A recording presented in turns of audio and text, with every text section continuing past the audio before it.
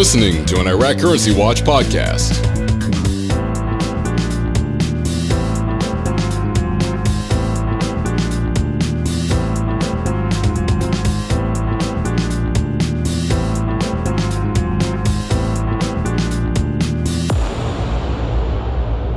Here's Marcus Curtis and Sam I Am. Welcome to another podcast from Iraq Currency Watch. I'm Marcus Curtis. I am here with Sam I Am, also known as Rod Saunders. In just a few months, we have come a long way. We put together a plan back in October of 2015, and we started to really work on it in December. Iraq Currency Watch remains a non-profit organization. We don't accept donations, and I fund everything myself. Well, recently we upgraded and invested in our WordPress site. We removed the ads and we secured the domain name.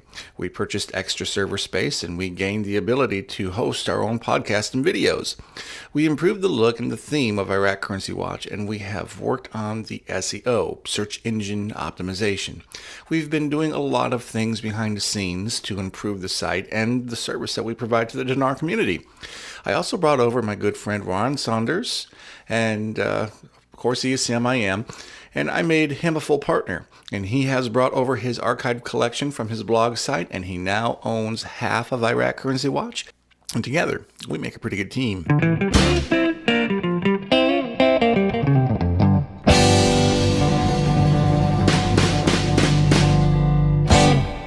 Okay, let's talk about some future projects. In case you've missed it, we've just released a new book about the dinar, and it's absolutely free.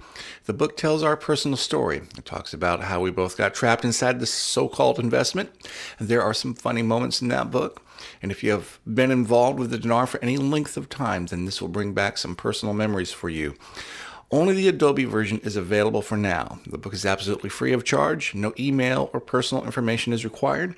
Just click on the link in this website. And when you go to the Dinar post on the Jew and Greek website, scroll down and click on the book at the bottom. If you have Adobe on your computer, it will open up and you can save it to your hard drive. The Amazon version, Kindle Fire, and the iBook version will be available soon. There are some tragic stories and there are some funny situations. So Sam, tell us a little bit more about the book and what you decided to write about. Well, I wanted, as I've mentioned before, I wanted to try to give it a personal touch and let everybody kind of see what went on behind the scenes. It starts off with me being introduced to the dinar investment. I'd never heard of the dinar before, but I learned about it.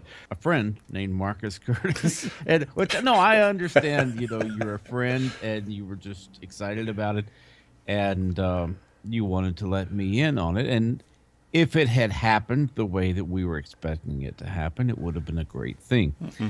But anyway, I start off with how I learned about it, and then I tell the story about how I ended up joining Dinar Vets, became a regular poster there, regular contributor, and then I got banned from Dinar Vets. And this is a funny little side note, which I didn't include in the book, but since I got banned, they have this thing at Dinar Vets that they call a macro, where if you type in the name of somebody that they don't like, it brings something else up other than their name. Now, my name at Dinar Vets was Mr. Rich, but if you go to Dinar Vets now and you type in Mr. Rich, it comes up Scooby-Doo. So I have the dubious distinction of having a macro done in my honor, along with Frank 26. If you type in Frank 26, I think it comes up the Riddler. Oh my gosh! And if you type in the word Lop, it comes up Bunny Ear. I think something like that. So it's really so silly. Sam I Am is Scooby-Doo. It comes up Scooby-Doo. Yeah. They don't. Yeah.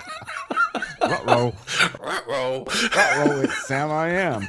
But anyway, yeah, my name no longer comes up as Mr. Rich funny. When you type it in over there, because they don't like me for some reason.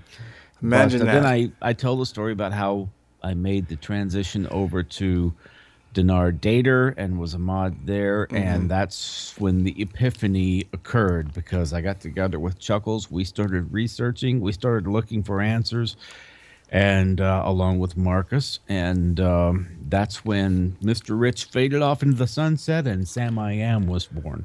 and I started the blog.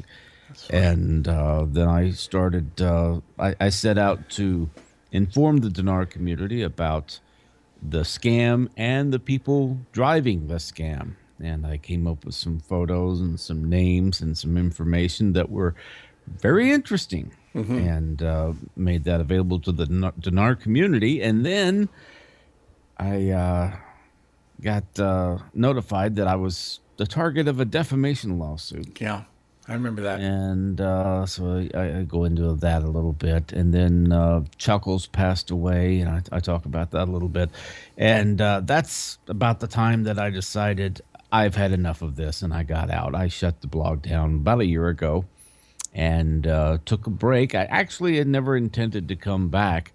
But then when you and I decided to publish this book, I said, well, it's time for me to come back and tell people about the book. And when I did that and made myself known to the Dinar community, I got contacted by some people who were really excited that I was back. Little did I know that there were people out there who were Sam I Am fans that had never talked to me, like TNTBS. Right. And since then, I've met a few fine people over at Dinar Daily, like Pony and Right. Rambler Nash, Nick G. Marino. Right. So it's really been interesting coming back into the Dinar community after being gone for a year, finding out that there's a ton of scammers and pumpers that I don't know anything about. Yeah, they've like more than doubled, I think. Yeah, it's like they're coming out of the woodwork, but it's these people don't have intel. They don't have any real information. They just decided, well, some of the other scammers have passed on, so we'll come in and we'll take their place. Yeah, well, there's a good reason why they passed on. Well, they I think some of them have gotten in trouble, but others have just they see the writing on the wall and Right. have decided to move on to greener pastures rather than risk ending up in the Gray Bar Hotel themselves. Right. Well, if you would have told me in 2009 that I was going to start a blog and it was going to be a pretty popular blog and I was going to be working with websites, I would have told you were crazy. I don't have time for that. I got other stuff I want to do. My portion of the book basically talks about how I discovered the Dinar and why and how I started the blog. A friend of mine talked me into starting Iraq Currency Watch. I didn't want to do it. And I was being contacted by all kinds of people. The guy I worked with was an evangelist for the Dinar, we'll just say that. He would go out and get people excited about it, people I didn't know, and then he would wind up giving them my phone number. So I was getting all these calls from strangers I knew. What a guy. Yeah, huh? what a guy. And so I decided I got to do something about this. So when I started the blog, I wound up diverting everybody to the blog instead of my phone, and it gave me some peace and quiet. And that was the only purpose for the blog. It was never meant to be copied and pasted into forums. It was never meant to get big. It was never meant to do any of that stuff. It was just meant to be out there to answer questions from people who have questions, and that way I wouldn't spend a lot of time answering the same questions over and over again. And from there we go into my economics research, how I got involved with that, my relationships with my family and my brothers and other people who bought Dinar. I want to talk a story about how my wife, we were going to go on vacation down to see her sister, and I remained behind. I didn't want to go because I thought the Dinar was going to revalue, and I needed to stay here just in case. And that was about the time we were getting cash-in emails from Dinar Trade, and they were saying we were opening up these cash-in locations.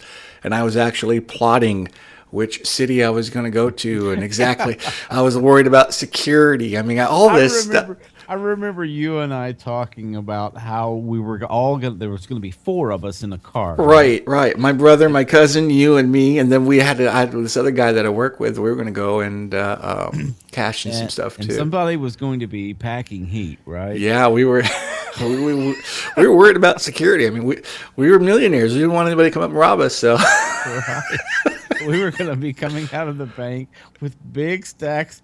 I guess we were going I was to going to carrying. I was going to do electronic transfer. I wasn't going to, I wasn't going to come out of the bank with any money. It That's just sounds, getting to the bank with the dinar. sounds so ridiculous now.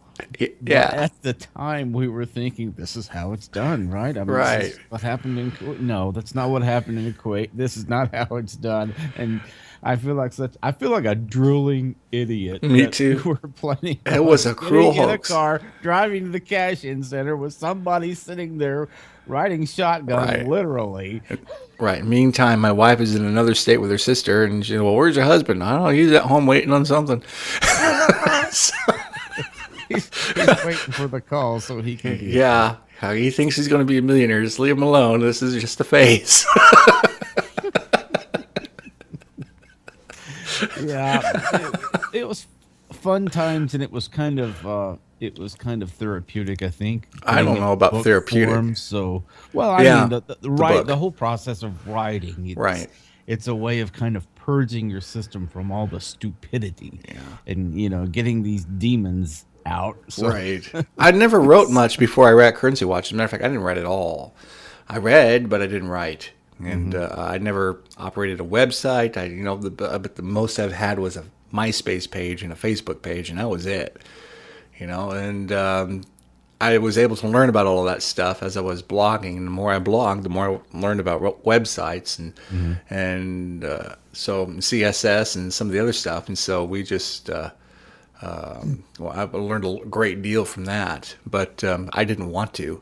I learned a great deal about economics, but I didn't want to. Like anybody else, I was afraid and fearful of what was going to come after the 2008 meltdown. We got into it right after the 2008 meltdown, so we were pretty skittish as it was.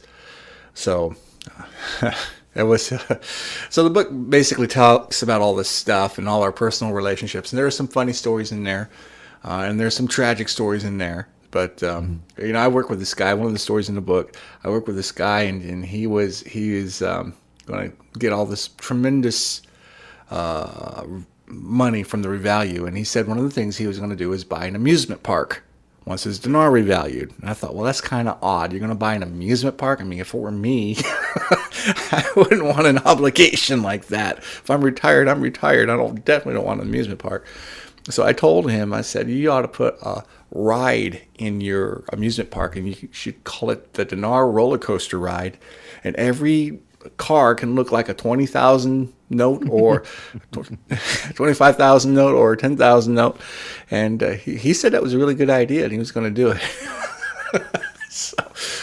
That's told funnier in the book than when I just told it now. But I know people are listening to this right now and shaking their heads at us. You're aware of that, right? Well, for every story that you and I can tell, there's somebody out there who can tell their story. Right. There's thousands of stories out there about people doing similar things, saying similar things, talking about what kind of car they're going to drive after the RV, what kind of house they're going to buy, what kind of business they're going to start up, where they're going to travel, all of these dreams. And that's one of the cruel things about this scam. Yeah. Is that it really messes with people. It does. It messes with their minds. I mean, apart from what it does to their Financial. ambition and their family, their home life. Right. It gets people to start living in this dream world and start thinking about all the things I'm going to do after I'm filthy rich, and then to have the rug pulled out from under you. It's very cruel. Yeah, and I mean, this is what happens when people lose hope, when they lose their dreams, they go into depression and desperation, and they do things they wouldn't have done otherwise. Right. You saw that in the stock market crash in the Great Depression when people got wiped out. It's a psychological thing, Right. when you just feel like you've lost everything, and there will be people, if Iraq ever gets around to redenominating, there will be people who lose money, and we're talking about tens of thousands of dollars. Yeah, I personally know people who have raided their 401ks to get as much money as they can to buy Dinar. And there have been all kinds of people who've ransacked their retirements, their pension funds, taken loans out, sold everything they could think to sell, all in an effort to raise money. So they're selling all their worldly goods to buy this Dinar that they think is going to make them $1 million. And so they can continue to live in this dream world. And that is a cruel part of it. And then when you realize this is not going to happen anymore, you have a lot of devastation out there. And that's one of the reasons why we keep this site going, because it serves as a warning. If you get burned by a fire, you want people standing around you to know that the fire is hot. So you're going to warn people. And that's basically what we do here. The book is out, and we plan in the future to release other versions for the Kindle. We haven't got that far yet. We have other things we're doing.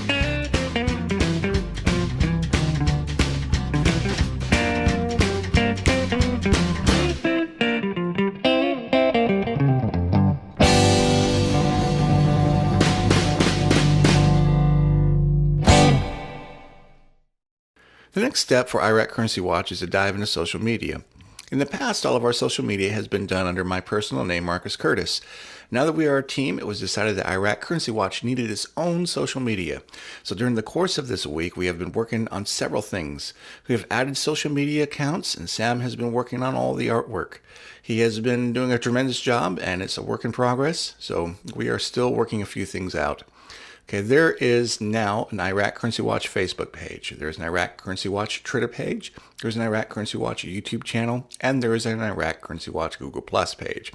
And there is a new email address that you can use to personally contact us. It is iraqcurrencywatch@gmail.com. So if you want to send personal emails, feel free to do so. Contact us and tell us your story, and we will keep your information private. So follow us on Twitter, like us on Facebook, subscribe to us on YouTube, and get in our circle of friends on Google+.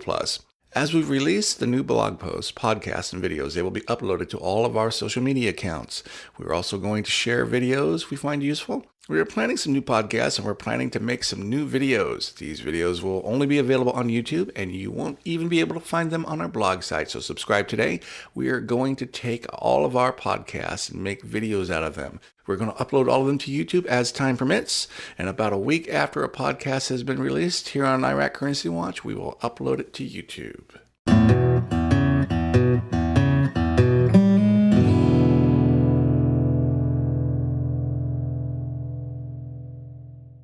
I want to take just a little time and talk about gold. Here is a clip from former Federal Reserve Chairman Alan Greenspan. Gold is a currency. It is still, by all evidences, the premier currency where no fiat currency, including the dollar, can match it. Intrinsic currencies like gold and silver, for example, are acceptable without a third-party guarantee. And, for example, at the end of World War II, or just at the end of it, Germany could not import goods without payment in gold. Okay, now here is a clip from his successor, Ben Bernanke, and he is talking with Ron Paul in Congress. You know, the price of gold today is $1,580. The dollar during these last 3 years was devalued almost 50%. When you wake up in the morning, do you care about the price of gold?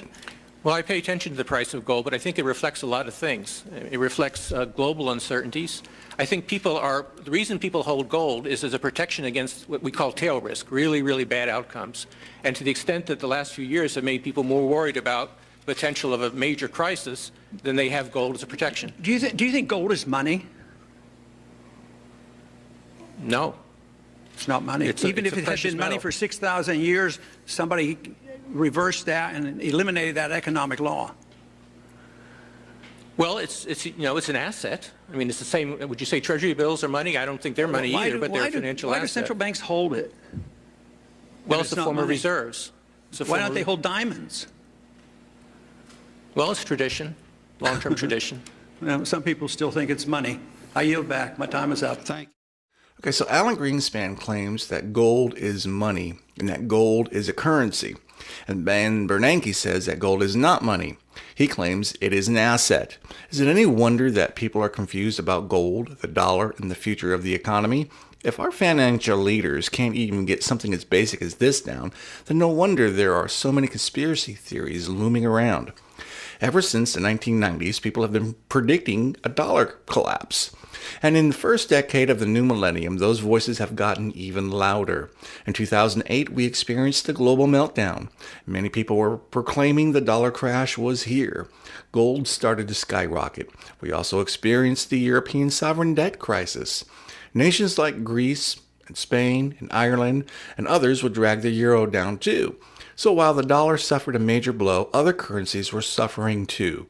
Later, we would see problems with Greece as they almost left the euro due to their debt.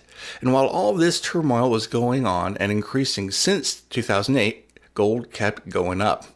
In 2012, gold topped out around $1,889 per 1 ounce. Also in that same year, the stock market began to stabilize and gold began to fall, and fall hard. Recently, it was about as low as $1,000 an ounce. All the precious metals fell. Silver was around $40 an ounce at one point, and it fell to $12. This is the time frame when the conspiracy theories about the global currency reset became very popular.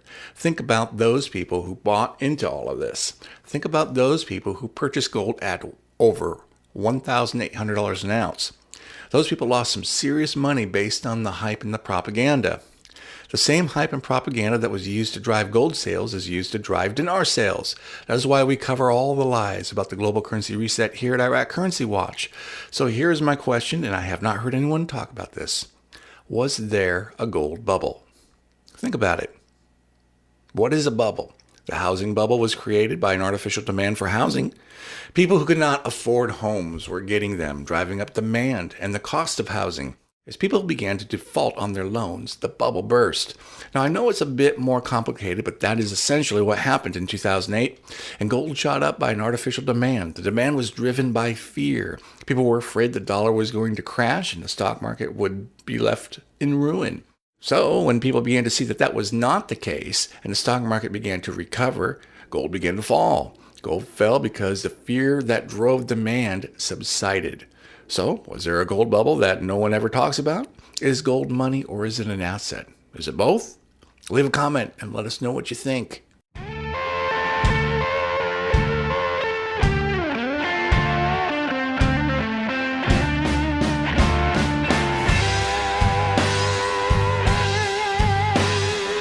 Don't go away. We'll be right back.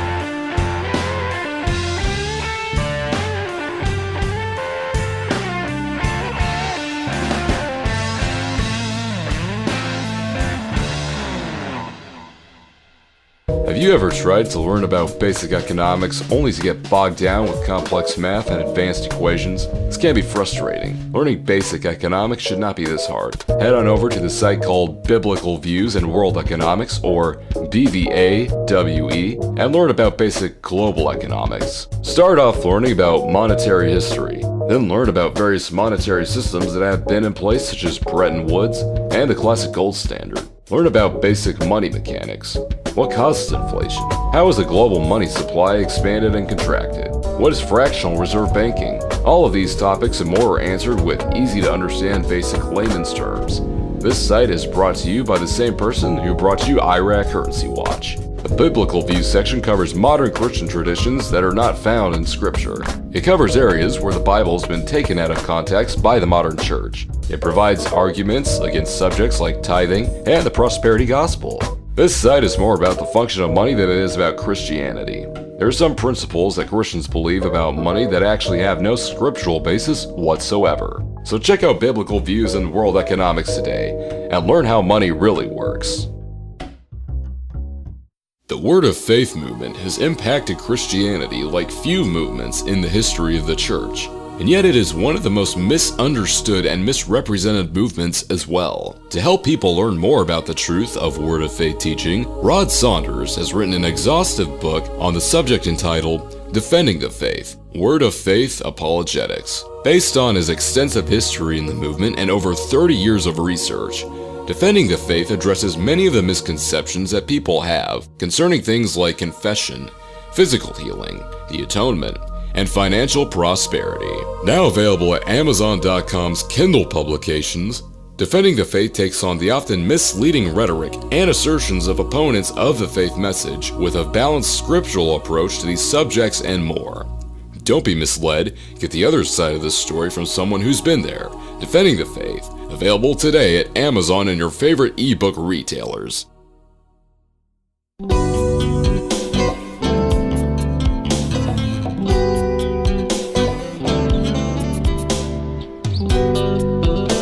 You're listening to an Iraq Currency Watch podcast.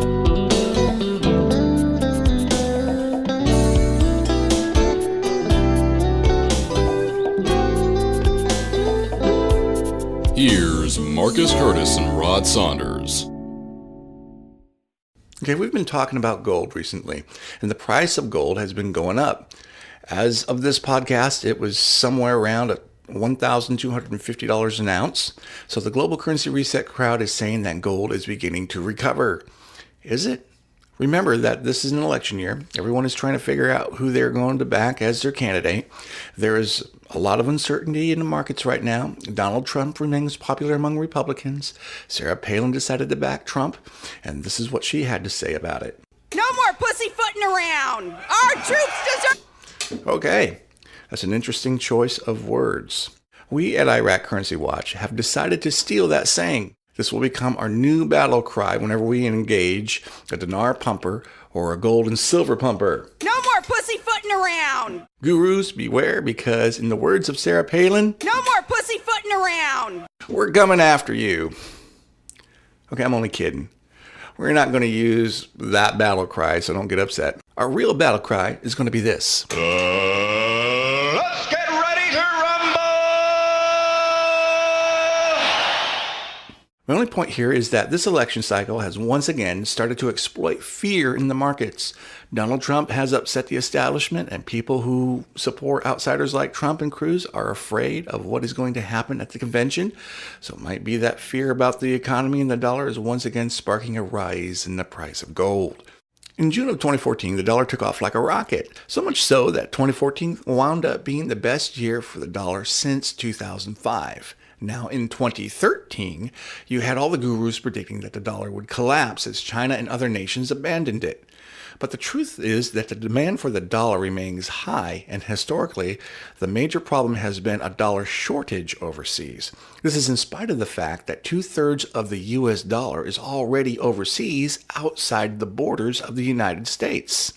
So let's hear a little bit more from Ben Bernanke talking with Ron Paul. As an article over the weekend by Alan Sloan showed, in fact, the Fed has been a major profit center for the U.S. government. We've turned over profits in the last 2 years of $125 billion. So we are not costing any money in terms of budget deficits or anything like that. So the Federal Reserve is not costing the government any money to operate. In fact, they're making a profit, and whatever profit they make, according to Ben Bernanke and some of these articles he quoted, is turned over to the federal government. So the government is actually making money off the Federal Reserve. So let me ask you again. So is gold an asset or is gold money? Well, historically, gold has been money. Since the Federal Reserve was started in 1913, we began a slow migration away from using gold as money. We left the classic gold standard when the Great Depression hit. Many people will say that Nixon removed us from the gold standard in 1971, but the truth is Nixon removed us from Bretton Woods, and Bretton Woods was not the classic gold standard. So that statement is a bit misleading. Bretton Woods was totally different from the classic gold standard, even though gold was used for currency backing. So while many people anticipate a crash of the current system, remember that this current system that has been in place for 45 years is a lot more stable. Let's not forget that the Great Depression happened while we were on the classic gold standard. It was not until World War II that we fully recovered. By comparison, and under the present system, we recovered pretty quickly from 2008. When I say recovery, I am referencing the dollar and the stock market. Economic growth has been slow due to government restrictions on business and Obamacare, but the dollar is doing much better. I submit to you that I believe that this would not be the case if we were still under the classic gold standard. This is the reason why we left the gold standard in the first place. And given the size of the global economy, there is not enough gold to return to this antiquated system, at least not without causing turmoil and watching wealth vanish. It would bring poverty, as there would not be enough money to go around under the old system. There are several more problems associated with going back to this old system. This is one reason that gold pumpers and gurus predict $5,000 an ounce for gold. I have heard predictions as high as $8,000. This is in an effort to fit the current economy into the classic gold standard. There are a lot of restrictions that come with this, and meanwhile people invest in precious metals not because they are an asset. They invest in them because they are fearful. This is a wrong approach when it comes to investing. Dinar gurus use the same tactics found in the global currency reset, and they try to apply it to Iraq's currency. Check out the link in the article posted about this topic in the podcast notes below. Take a look at the problems we had under the gold standard. So this is what I believe. I believe that gold used to be money. Today, gold is an asset used to back some currency. Only 17.4% of the world's gold supply backs currency today, and that's a fact. The rest goes to manufacturing, jewelry, and personal possession.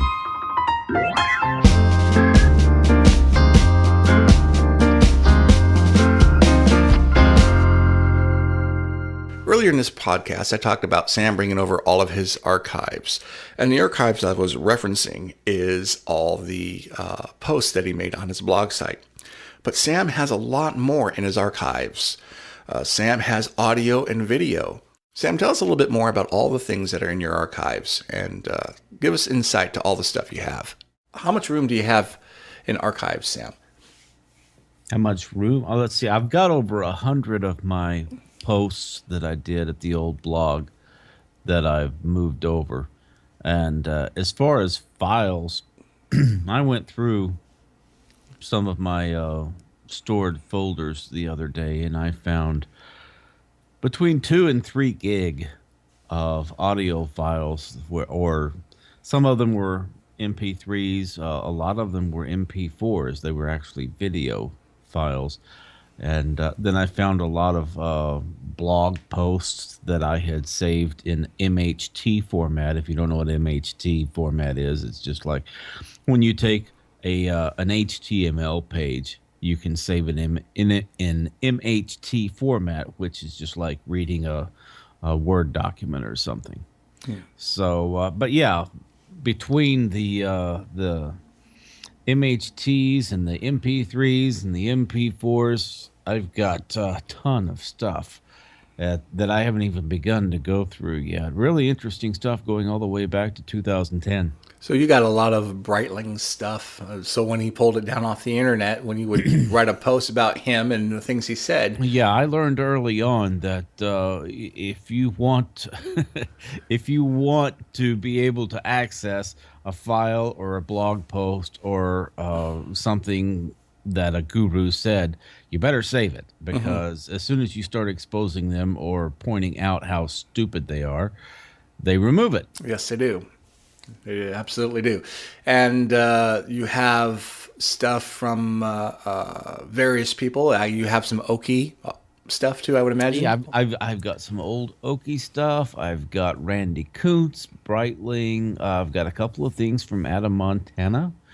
I've got some stuff, some old stuff that you were on conference calls back in the day. Fortunately for me, I was never a conference call guru saying, rates and dates and that kind of stuff. So I don't have to explain to people why I used to say what I used to say. Right. That kind of thing.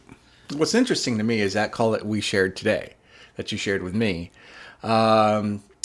The interesting part about it is that they were saying on the call that there's no need to record this. We don't need to record this. And yet somebody on the other end was recording it, even though the people who were conducting the call was not recording it. So there's a lot of stuff that is out there that these guys don't even know about. And there are people who removed stuff since the indictments come from Sterling. And people went through and took down all their conference calls with Sterling. People went through and did a lot of things just trying to distance themselves from Sterling and any legal. Right. Well, first of all, let me say, the government already has that on record. So whether you remove it from the internet or site doesn't really matter. If they want you, they got you. Second, if the government doesn't have it, We do. And so you're out of luck if you're a guru and you try to remove all your stuff from your website. It might not be on the website now, but it is archived. We've been networking with other people, and we have a combined, I mean, the 3 gigs is just scratching the surface. We have a combined archive that's massive. That's just my collection. Yeah, that's your collection. There's some other people we've been networking with that have all kinds of stuff going all the way back to 2011 and 2010. So we have a vast collection that we can draw from. So if you're trying to distance yourself from Sterling, or you're trying to distance yourself from the BH Group, or you're trying to distance yourself from Dinar Corp, good luck with that, because we got the record. It's just amazing, Marcus. People seem to think that because they're not recording something, that nobody else knows how to push a record button. Right. Right. And once it's on the internet, it's on there. You're never going to get rid of it. It's archived. Some people seem to think that, well, anytime I get ready to delete this post, I can just hit delete and it's gone. No, it's not. No. I've got so much stuff that's no longer out there, but I saved it. And I've seen a lot of other people doing the same thing. I'm not the only one who's ever had the brilliant idea to record something or to save a page before somebody took it down. Right. And Chris taught us how to do that. Right. And you have to remember the feds know how to do these things too. Yes. I mean, the feds know more about researching and archiving than you and I do. And developing evidence. Absolutely. Sure. Yeah, we only archive it so that we can't be sued for slander or libel. We can say, no, this is what they had on their site before they removed it.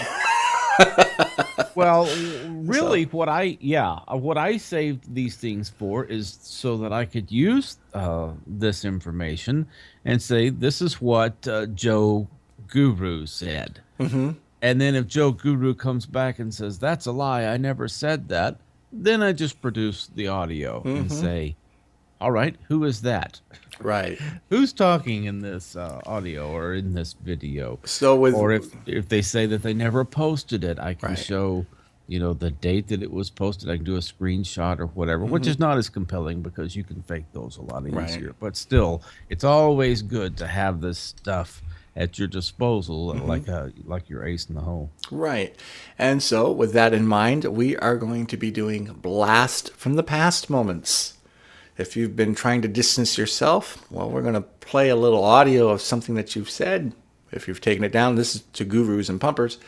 And then we're going to comment on it. So it's going to be a blast from the past. And all the things that you've said are going to come back to haunt you unless you disavow the investment and pack up and move on. We won't. We'll keep the archive, but we won't display it. But if you're out there spreading rumors and lies, and you've taken stuff down so you wouldn't be caught in your rumors and lies, we're going to do blast from the past segments, and we're going to expose a lot of this stuff. And it's going to be your voice that everybody hears. Your voice everybody hears, and it's no denying it. So I think this stuff started, according to my research, the first conference call was done in 2009. And I believe it was done by the Get team. Yeah, I think you're right. Have you heard? Is that what you've heard? Yeah, is that what that call with Thing 1 and Thing 2? I think that was 2010, I think. But yeah, that was 2010. Oh no, the Get team used to do their conference calls. That it was, I guess, when they first discovered conference call technology. And they were the first ones to do this. And then everybody said, wow, what a great idea. You can talk to thousands of people at the same time. So then it just became the thing to do in our community to have these conference calls. And sometime, back in the day, Marcus, back in 2010 and 2011, there would literally be 20,000 people. Yeah. On one call. Some of the software, some of the servers couldn't handle it. I remember those days. I do. I mean, the technology has caught up with the Dinar community since then. But back in the day, it was not quite as powerful, not quite as developed. Right. And a lot of gurus tried to have conference calls, and they crashed the servers. too many people trying to access them. And these gurus, I mean, they were making money off of these calls, tremendous amount of money. Yeah, we found that out later on. Right, right. And TNT and some of these other guys, they were making a ton of money off of these conference calls. Yeah, I never really understood the somehow or another they had a deal worked out with the phone company. Right, right. To get like I know some sort of a kickback. I don't know how that worked. I never did understand it, but there is a way that you can, if you can get that many people on a call. I don't know if they can track the IP addresses and then get email addresses and start spamming you. I don't know how that works. Right, but they were getting money. Yeah, and there was a lot of it. And so if they could make up lies, and people would call in and listen to the lies, and of course the big money was made in advertising. Yeah. when they would get 20,000 people on a call and Right. say this call is being sponsored by so and so Dinar dealer. right, exactly. And so Dinar dealer would give them money, quote unquote, to sponsor the call. Now that's, to me, that's not independent analysis. If you're getting paid by a Dinar dealer to give a separate analysis of the Dinar, how are you going to, be unbiased? You're not, because you're getting paid to give a positive review Right. of the Dinar. Once you start taking money from a Dinar dealer, you are no longer at liberty to say they might lie. Right, You're exactly. no longer at liberty to say things look really bad in Iraq right now. I don't know about this investment. Right, exactly. You can't say that. That's why I never took a dime, because I knew that I would be faced with that situation. And in case you, if you're listening, in case you haven't noticed it, you'll never hear a pumper saying, boy, things don't look good. Every one of them says things are looking good. That's right. Everything is looking great. We're just waiting for the activation. We're just waiting for the phone calls. We're waiting for the 800 numbers. You'll never hear any of them say, boy, I thought that this thing was going to happen, but I guess not. Right. No. I mean, if you hear somebody say that, they're an honest person. They're not a pumper. Right. And they'll eventually move on. Right, and the reason why is because they're getting paid for this, or they're getting paid to provide a positive outlook, because that increases the sales. Now, the funny thing is that both you and myself have been accused of being on the payroll of the dealers for trashing the currency. I don't even know where to start or to begin to start about how stupid that is. Is General Motors going to hire me to trash their car, thinking they're going to sell more cars? Well, only Ford Motor. If General Motors had a deal worked out where they could buy people's cars back from them. I guess. And I think that was the logic behind this. It's Is still if we stupid. trashed the investment, people would sell the currency back to the dealers so that they could get it cheaper from the Dinar community than importing it from Jordan. Yeah, but I think that was their logic, but it's silly. it's silly logic, because if you trash the investment enough, then you destroy your whole market. And there's Right. no longer a market to sell your currency. Yeah, BGG was the one who was putting that out there, that Oh, okay. these reverse pumpers make money coming and going. So Well, then we need to call up an archive of a BGG recording. I think we'll do that next. We'll call up a BGG archive, and we'll go through and talk about his pumping abilities. oh yeah, we got stuff on BGG. We got lots of recorded stuff on him. Yeah, So- as a matter of fact, we got something coming up real soon on him. Yeah, we'll go ahead and I'll get it all segmented into sound bites, and then we will do a review. But let on me that. just reiterate, I never took a dime from a dealer. Neither did I. I never took it. I never talked to any dealer about being compensated. I did talk to a representative of a dealer, but it wasn't something about being compensated. It was about me being dragged into court. Right. But no, I never was on the payroll of any dealer or the government. Neither was No I. government official ever contacted me and said, we want you to go out there and tell people to sell the dinar back because we don't want them to make money on the RV. Right. Silly. Just absolutely ridiculous. It is. And since you've said that much, let me also say that I've never made any money from Iraq Currency Watch. That site does not produce one dime. In fact, it has cost me money. And the last thing I refuse to do is to accept donations for that site.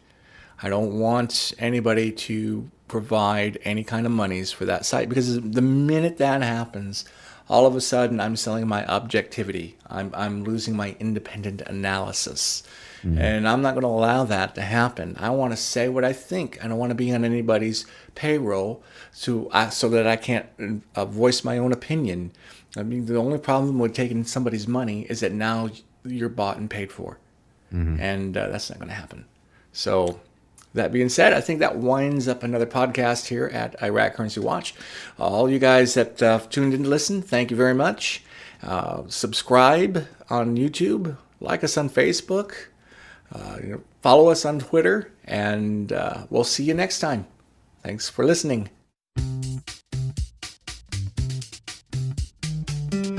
This is a production of Iraq Currency Watch. Any views expressed by guests of this show may not reflect the views of Iraq Currency Watch or the host. The views expressed by the host are opinions reached after countless hours of research and years of exposure to the dinar community. We ask that everyone do their own research regarding any investment, including the dinar. Thank you for listening to this podcast from Iraq Currency Watch.